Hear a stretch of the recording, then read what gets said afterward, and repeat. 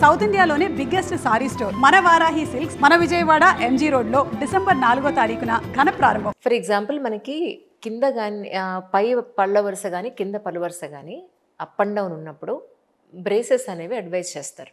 Actually మీ Kukatpally dental క్లినిక్లో braces వెయ్యాలి అని అంటే ఎంతమంది ఉండి ప్లాన్ చేస్తారు? అసలు ప్లానింగ్ అవసరమా దీనికి అంటే ఏం చెప్తారు? యాక్చువల్గా బ్రేసెస్ వేయాలి అనేది ఫస్ట్ పేషెంట్ని చూస్తాము. పేషెంట్కి క్రౌడింగ్ ఉందా, లేకపోతే ఎత్తుపళ్ళు ఉన్నాయా, వంకర పళ్ళు ఉన్నాయా అని చూసుకుని సో పేషెంట్ కన్విన్స్ చేసి, అంటే ఫస్ట్ కొంతమంది పేషెంట్స్గా ఉన్నా కూడా తెలీదు, they are happy with what they are. So వాళ్ళు చాలా కంఫర్టబుల్గా మాకు ఎటువంటి ప్రాబ్లం లేదు అని అనుకుంటూ ఉంటారు. సో వాళ్ళకు చూసి ఎటువంటి ఏమైనా ప్రొక్లినేషన్ కానీ ఎనీ మాలక్లూజన్, నార్మల్ ఆర్చ్ నుంచి ఎనీ డీవియేషన్ కానీ మాలక్లూజన్ కానీ ఉంటే పేషెంట్కి ఎక్స్ప్లెయిన్ చేసి వాళ్ళ కన్సెంట్ తోటి ట్రీట్మెంట్ అనేది ఇస్తాం. సో ఆ ట్రీట్మెంట్ ఇచ్చేది ఏంటంటే మేము బిఫోర్ అండ్ ఆఫ్టర్ ఎట్లా ఉంటారు పేషెంట్ అనేది ముందే ఎక్స్ప్లెయిన్ చేస్తాము.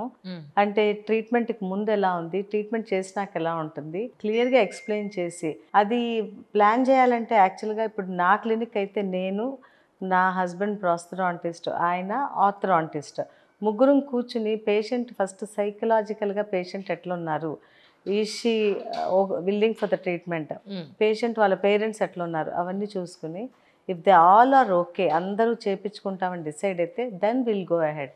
సో మేము డిసైడ్ చేసుకుని ఎలా ప్లాన్ చేయాలి, how to get the best result అనేది చూసుకుని స్టార్ట్ చేస్తాం. రైట్.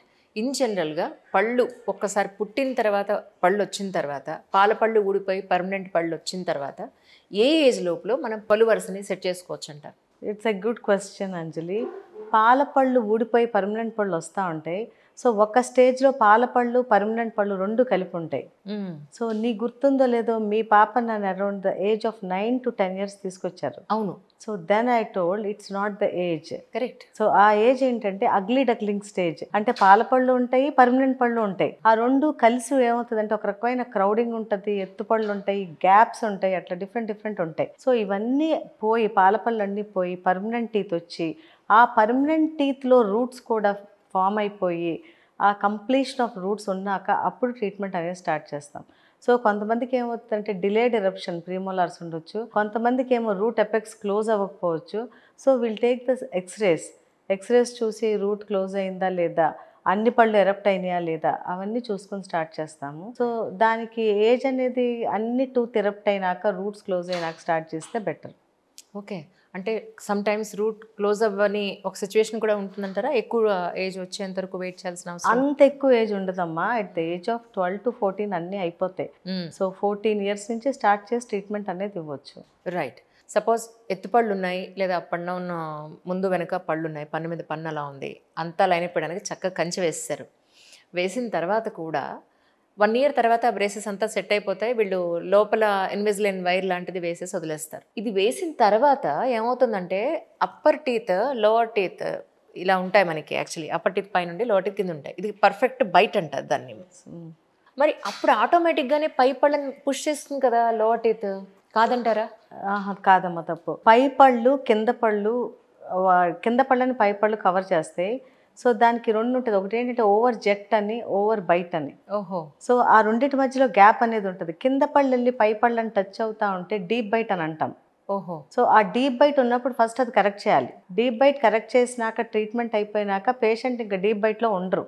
సో ఆ overjet overbite correct అనేది అవ్వాలి, అప్పుడు ట్రీట్మెంట్ కంప్లీట్ అయినట్టు. సో ట్రీట్మెంట్ అయిపోయినాక ఇంకా గనక మనకి కింద పళ్ళు వెళ్ళి పై పళ్ళని టచ్ అవుతుంటే దాన్ని మళ్ళీ మనం కరెక్ట్ చేయాలి. సో అది ఒకసారి మీరు చెప్పినట్టు అది టచ్ అవుతుంది అనుకోండి, డెఫినెట్గా మళ్ళీ టీత్ బయటకు వచ్చే ఛాన్సెస్ ఉంటాయి. సో దాన్నే రిలాప్స్ అని అంటాం. ఓకే. అంటే మార్నింగ్ మీరు చూసిన పేషెంట్ది ఇప్పుడు ప్రాబ్లం ఏంటి యాక్చువల్గాను? మార్నింగ్ నేను చూసిన పేషెంట్కి ఏమైందంటే ట్రీట్మెంట్ అయిపోయింది, కరెక్షన్ ఆఫ్ టీత్ కూడా అయిపోయింది, కాకపోతే మళ్ళీ స్లైట్గా రిలాప్స్ ఉంది. ఆ రిలాప్స్ అనేది it could be any one of the cause. ఏంటంటే ఆమెకి విజ్డమ్ టీత్ వస్తుంది. విజ్డమ్ టీత్ ఎరప్ట్ అయినప్పుడు విజ్డమ్ టీత్ ఏం చేస్తుంది అంటే పుష్ చేస్తుంది ఆర్చ్ని. సో సమ్ టైమ్స్ అట్లా విజ్డమ్ టీత్ వచ్చినప్పుడు అంటే మనం 12 to 14 years ట్రీట్మెంట్ చేసేసి అయిపోయినాక మళ్ళీ విజ్డమ్ టీత్ ఎరప్ట్ అయినప్పుడు there are every chance of relapse. So అది ఒక కాజ్. సెకండ్ కాజ్ ఏంటంటే ఈ ఈ కరెక్షన్ ఆఫ్ టీత్ అయినాక రీటైనర్ పెట్టుకున్నాక ఫ్లెక్సిబుల్ రీటైనర్స్ ఏమన్నా ఇస్తే సో ఆ ఫ్లెక్సిబిలిటీ వల్ల కూడా కొంచెం మనకి రిలాప్స్ అయ్యే ఛాన్సెస్ ఉంటాయి. సో ఈ మైనర్ రిలాప్స్ అనేది ఈజీగా కరెక్ట్ చేయొచ్చు. రైట్. అయితే ఇప్పుడు మీరు ఇందాక అన్నారు అది జ్ఞానదంతం కదా మీరు అన్నది, అంతే? Wisdom teeth. విజ్డమ్ టీత్ అన్నారు. విజ్డమ్ టీత్ జనరల్గా ఇంతకు ముందు మరి మా అమ్మ వాళ్ళు ఎప్పుడూ పీకి చేసుకున్న సందర్భాలు నేను చూడలేదు. ఇప్పుడు చూస్తేనేమో జ్ఞానదంతం వచ్చింది, ఇది రప్చర్ అవుతుంది, గమ్ముకి ఇబ్బంది అవుతుంది, ముందు పళ్ళంతా వస్తుంది, లేదా క్రాస్గా ఉంది, డిస్టర్బ్ అవుతుంది, మొత్తం తీసేయాలి అంటున్నారు. సో ఎందుకు తీసేస్తున్నాం? నిజంగా మరి పాత తరంలో లేనిది ఇప్పుడు ఎందుకు తీసేస్తున్నాం? అది సేఫేనా మీ ఉద్దేశ ప్రకారం అంటే? సో మీ మదర్కి ఎత్తుపళ్ళు ఉండవు, అది ఒక రీజన్. తర్వాత విజ్డమ్ టీత్ అనేది అందరికీ వస్తాయి. 18 to 22 years మధ్యలో విజ్డమ్ టీత్ ఎరప్ట్ అవుతాయి. సో విజ్డమ్ టీత్ ఎరప్ట్ అవడానికి సర్టెన్ స్పేస్ కావాలి బోన్లో. సో రాను ఎవల్యూషన్లో ఏమవుతుందంటే బోన్ సైజ్ తగ్గిపోయి టీత్ సైజ్ పెరుగుతూ ఉంది. సో ఆ ఎవల్యూషన్లో బోన్ సైజ్ తగ్గిపోయేసరికి విజ్డమ్ టీత్ బయటికి రావడానికి ప్లేస్ ఉండట్లేదు. సో ఎప్పుడైతే విజ్డమ్ టీత్ బయటికి రావడానికి స్పేస్ ఉండట్లేదో that causes pressure on the adjacent tooth. So కొన్నిసార్లు ఏమవుతుందంటే అది పక్క టూత్ని ప్రెషరైజ్ చేసుకుంటా బయటకు వస్తూ ఉంటుంది, లేదా వెనక్కి టిల్ట్ అయ్యి వెనక బోన్ని ప్రెషర్ పెడతా ఉంటుంది. సో బట్ అది బయటకు రావడానికి అయితే ప్లేస్ ఉండదు, కాబట్టి it causes problems to the patients. So జా సైజ్ చిన్నగా ఉండి టూత్ సైజ్ పెద్దగా ఉంటే విజ్డమ్ టీత్ డెఫినెట్గా ఇంపాక్షన్ ఉంటుంది. So any wisdom teeth 18 to 22 years వరకు రాకపోతే ఇంపాక్టెడ్ 8 అని అంటాం, అంటే it will not come out. So wisdom teeth నార్మల్గా ఎరప్ట్ అయిపోయి బాగా ఆర్చ్లో ఉంటే కనుక విజ్డమ్ టీత్ తీయాల్సిన పని లేదు. అది ఎరప్ట్ అవ్వకుండా ఆగిపోతే మాత్రం ఇప్పుడు కాకపోయినా ఫ్యూచర్లో లేకపోతే ఇంకా లేట్ ఏజ్లో కూడా అది ప్రాబ్లమ్స్ క్రియేట్ చేసే ఛాన్స్ ఉంటుంది. So for every individual it is different. కొంతమందికి విజ్డమ్ టీత్ తినడానికి కూడా పనికొస్తాయి, కొంతమందికి అది బయటికి రావడానికి కూడా ఇబ్బంది పడుతూ ఉంటాయి, కొంతమంది టోటల్గా బోన్లో ఉండి దాని నుంచి సిస్ట్లు ట్యూమర్స్ కూడా వస్తూ ఉంటాయి. సో అదంతా మనం డెంటిస్ట్కి వదిలేయాలి, వాళ్ళు చూసుకుని డిసైడ్ చేస్తారు whether to extract it or to retain it.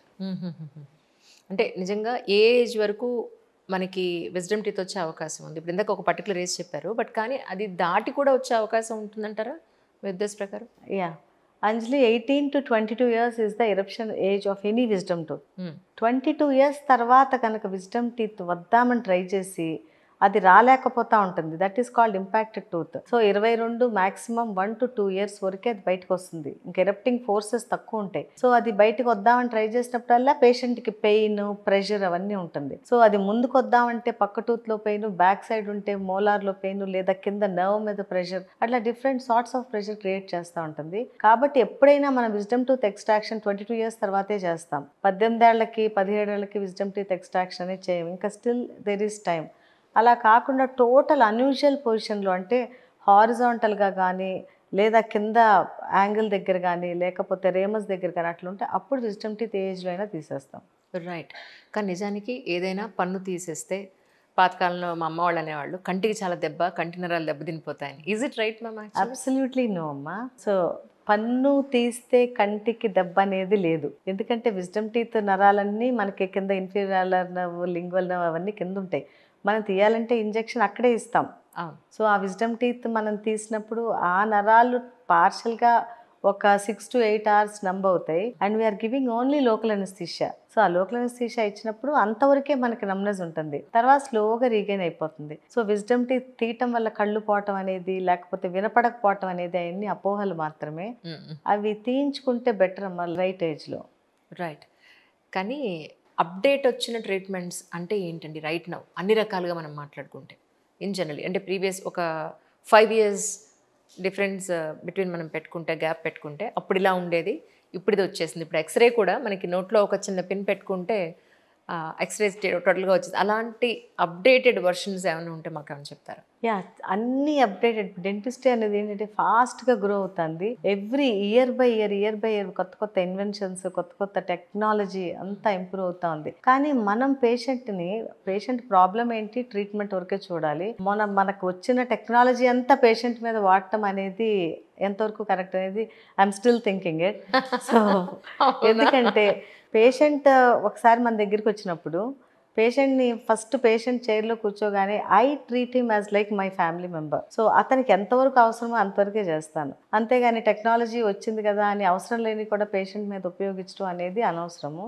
ఈ టెక్నాలజీ ఎందుకు వచ్చిందంటే వెన్ దేర్ ఈస్ ఈ మాన్యువల్గా ట్రీట్మెంట్ లేనప్పుడు ఆ టెక్నాలజీ వాడుకోవటానికి వచ్చింది. స్టెప్ బై స్టెప్ ట్రీట్మెంట్ చేయటం అనేది ఇంపార్టెంట్. పేషెంట్స్ కన్వీనియన్స్ ప్రకారం పేషెంట్స్కి ఇబ్బంది లేకుండా చేసుకోవటం బెటర్.